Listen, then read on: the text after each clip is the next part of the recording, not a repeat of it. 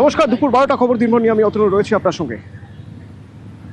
বারুইপুর, আজ সকাল থেকে বারুইপুরের ছবি আপনাদের দেখাচ্ছি, বারুইপুরের খবর দেখাচ্ছি।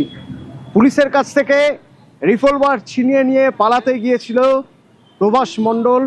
পুলিশ আত্মরক্ষার্থে গুলি চালিয়েছে, প্রভাস মণ্ডলকে হাসপাতালে নিয়ে যাওয়া হয়েছে, প্রভাস মণ্ডল মারা গিয়েছে।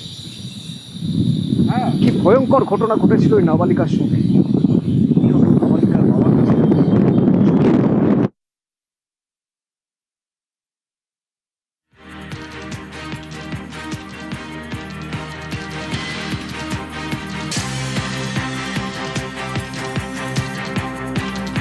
সরকারের পুরো রাস্তা ভরসা আছে। সিএম কালকের কথা দিয়েছে যেভাবে কাজ চালিয়ে যাচ্ছে, আমরা খুব খুশি হই। একদম এনকাউন্টার, একজন পুলিশের উপরে পুরো ফুল ভরসা আছে। পুলিশ না থাকলে আমরা এত এগোতে পারতাম না। পুলিশ যেভাবে তদন্ত করছে, 4 জনই তো অ্যারেস্ট হয়ে গেল। খুশি আমি, দাদা আমার ভরসা দিয়েছে, দাদার ওপর ফুল ভরসা আছে। ওর যে সিএম আছে না, ওনাকে দাদা বলে আমরা সম্মান করি। দাদা ফুল ভরসা দিয়েছে, ওনার ওপর ফুল বিশ্বাস, আশা, ভরসা সব আছে। সরকারের পুরো রাস্তা ভরসা আছে। সিএম কালকের কথা দিয়েছে যেভাবে কাজ চালিয়ে যাচ্ছে, আমরা খুব খুশি হই। একদম এনকাউন্টার, একজন পুলিশের উপরে পুরো ফুল ভরসা আছে। পুলিশ না থাকলে আমরা এত এগোতে পারতাম না। পুলিশ যেভাবে তদন্ত করছে, 4 জনই তো অ্যারেস্ট হয়ে গেল। খুশি আমি, দাদা আমার ভরসা দিয়েছে, দাদার ওপর ফুল ভরসা আছে। ওর যে সিএম আছে না, ওনাকে দাদা বলে আমরা সম্মান করি। দাদা ফুল ভরসা দিয়েছে, ওনার ওপর ফুল বিশ্বাস, আশা, ভরসা সব আছে। ঠিক কি ঘটনা ঘটেছিল, ঘটনা পরম্পরা পরপর যদি সাজাতে হয়, রিকনস্ট্রাক্ট করতে হবে, ঘটনার পুনর্নির্মাণ করতে হবে, ঘটনাস্থলে নিয়ে যেতে হবে যারা ওই ঘটনার সঙ্গে যুক্ত তাদের। তো বারুইপুর থানা থেকে নিয়ে যাওয়া হয়েছিল গতকাল রাতে প্রভাস মণ্ডলকে, ঠিক সেই জায়গায়। তারপর কি হলো? অমিত আছে সরাসরি আমার সঙ্গে। অমিত,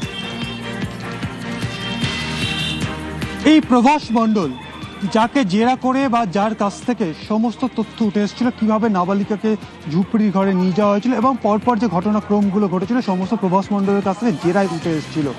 এবং সেই তথ্যের ভিত্তিতে রিকনস্ট্রাকশন বা ঘটনা পুনর্নির্মাণ করার জন্য গতকাল রাতে বারুইপুর থানার পুলিশ আধিকারিকরা প্রভাস মণ্ডলকে নিয়ে একদম পৌঁছে গিয়েছিলেন সূর্যপুরে যে ঘটনাস্থল, অর্থাৎ সেই ঝুপড়ি এবং জলাশয় সংলগ্ন এলাকাতে। এবং সেখানে গিয়ে যে অভিযোগ উঠে আসছে, সেখানে গিয়ে রিকনস্ট্রাকশন বা পুনর্নির্মাণ করার ঠিক আগেই কর্তব্যরত পুলিশ অফিসারের কাছ থেকে রিভলভার ছিনিয়ে নেয় প্রভাস মণ্ডল এবং গুলি চালায় পুলিশকে লক্ষ্য করে এবং পালিয়ে যাওয়ার চেষ্টা করে।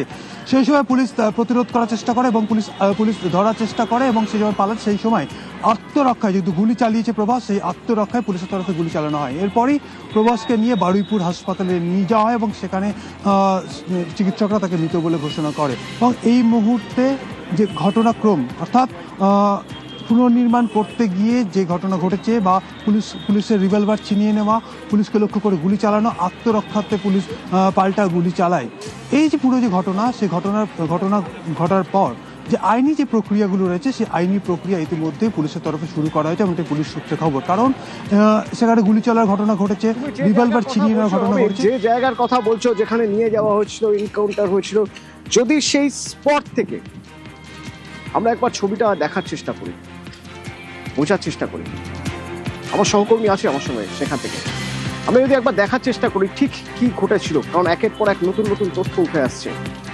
কি ঘটেছিল প্রভাস মণ্ডলকে সেখানে নিয়ে যাওয়ার পর?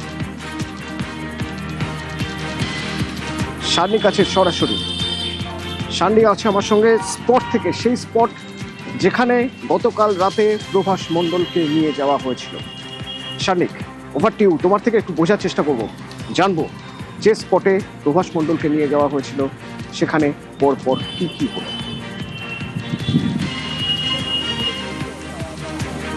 অতনু, আমি যে জায়গাটা দাঁড়িয়ে রয়েছি, এই জায়গাটা মূলত রিকনস্ট্রাকশনের জন্য গতকাল প্রভাস মণ্ডলকে নিয়ে আসা হয় মধ্যরাতে। যে পেছনে একটা পুকুরের একটা অংশ কর্ডন করে রাখা রয়েছে, তুমি দেখতে পাচ্ছ, এখান থেকেই আগের দিন নাবালিকার দেহ বস্তাবন্দি অবস্থায় উদ্ধার হয়েছিল। আর এই বস্তাবন্দি করে দেহ লোপাট করার যে চেষ্টা, সেই চেষ্টার যে পুরো কাজটা যে করেছিল বলে পুলিশের কাছে অভিযোগ ছিল, সেই প্রভাস মণ্ডলকে পুলিশ গতকাল মধ্যরাতে নিয়ে আসে এই ভেবে যে প্রভাস মণ্ডলকে নিয়ে আসলে এইখানে ঠিক কোন ঘটনার পর কোন ঘটনা ঘটেছিল, ঘটনার একটা প্রপার রিকনস্ট্রাকশন করা সম্ভব, এবং তার সঙ্গে যদি কোনো তথ্য প্রমাণ যদি তা কিছু যদি মিস হয়ে থাকে সেইটাও পুলিশ উদ্ধার করতে পারবে। সেই আশায় প্রভাস মণ্ডলকে গতকাল মধ্যরাতে নিয়ে আসা হয়। প্রশ্ন উঠবে মধ্যরাতে কেন? সেক্ষেত্রে এইরকম একটা সেন্সিটিভ ক্রাইমের একজন অ্যাকিউজড যার বিরুদ্ধে এলাকায় ক্ষোভ রয়েছে, সেক্ষেত্রে মধ্যরাতে তাকে নিয়ে আসলে সেক্ষেত্রে হয়তো যে কাজটা পুলিশ তাকে করতে নিয়ে এসছে সেই কাজটা সুষ্ঠুভাবে পুলিশ করতে পারবে, পুলিশ হয়তো সেই রকমই ভেবেছিল। কিন্তু এই জায়গা থেকে যে দেখতে পাচ্ছ যে জায়গাগুলো পুরোপুরি এরকম জমির মাঝখানে আলপথ, তার মধ্যে দিয়েই গতকাল রাত্রিবেলা প্রভাস মণ্ডল পালানোর চেষ্টা করে। পালানোর সময় একজন কর্তব্যরত পুলিশ আধিকারিক তার সার্ভিস রিভলভার সে ছিনিয়ে নেয়। সেই সার্ভিস রিভলভার থেকে সে এক রাউন্ড গুলি ফায়ার করে তাদের দিকে এবং এই আলপথ ধরে সে পালানোর চেষ্টা করে। যখন সে এখান থেকে পালানোর চেষ্টা করছে সেই সময় মাথায় রাখতে হবে পুলিশ আধিকারিকরা প্রথমে তাকে আটকানোর যখন চেষ্টা করে, কিন্তু এই জায়গাটা কিন্তু প্রভাস মণ্ডলের ক্ষেত্রে একটা বড় অ্যাডভান্টেজ। কেন বলছে এই কথা? যে জায়গায় এই ঘটনা ঘটছে এখান থেকে প্রভাস মণ্ডলের বাড়ি খুব বেশি হলে 200 থেকে 300 মিটার। অর্থাৎ এই ক্ষেত্রে প্রভাস মণ্ডল শেষ একটা মরিয়া চেষ্টা করেছিল পালানো, মরিয়া চেষ্টা। তার জন্য পুলিশের রিভলভার সার্ভিস